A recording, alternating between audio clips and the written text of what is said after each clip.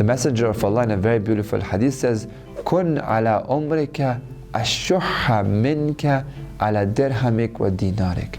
Be more stingier with your time than with your dollars and your cents, or with your pounds and your pennies.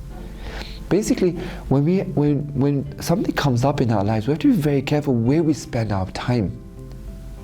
It shouldn't be that my time is I'm so generous with my time that it goes into random things, it goes into things that are really pointless and useless for anybody. We should be careful that our nafs or our primary desires shouldn't take us to things that are not very useful for us, that don't have any place for us in our success. Yes, leisure is very important. Yes, relaxation and sports and socializing and going out with your friends and checking my phone and doing all these things is very important. But the key is not in not doing these things. The key is planning them. Planning them in a way that they become part of a timetable. They're structured, they're not repetitive. They are part of my journey in an organized fashion. When we count them as that, they don't count as timetable. They don't count as time wasters. Then you realize that once you've timetabled them, you can do so much. Checking the news really takes 15 minutes, 10 minutes. Okay, if you want to analyze the news very carefully, you want to check different sources, and you're an expert in news checking, half an hour. However, if we're experts in time wasters, we check news every 10 minutes.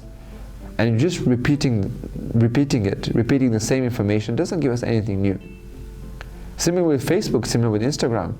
Similar with the different videos we watch, the same videos that we watch, if we timetable them like from 9 o'clock till 9:15 or 9 o'clock till 9:45, I'll be going on my phone and checking all my messages and going through Facebook and Instagram, and then that's a timetabled activity. That is not counted as time waster. But if it's spread out throughout the day, randomly, then it really has a detrimental effect on my timetable. It has a detrimental effect on my time management. And it's true that these are very, very small things. I mean, 5 minutes here and there. However, when you add them up, they add up to a lot. There's a very beautiful story about this beggar who comes to a nut shop. So you can imagine a big shop who has piles and piles of these different types of nuts, whether it's cashew nuts or pistachios or all the different types of nuts. And this beggar says, look, you've got a massive, huge bag of pistas over here. Do you mind if I take one? And the shopkeeper says, if you take one, it won't make much difference, right? I mean, one in this big pile of pistas won't take too much. So the beggar takes one pista, opens it, eats it, throws the rubbish in the bin. After 10 seconds, he says to the guy, do you mind if I take one more pista? One more pista won't make too much of a difference, will it?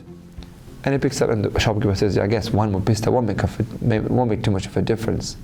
So he picks up one more pista, opens it, eats it, throws the rubbish in the bin.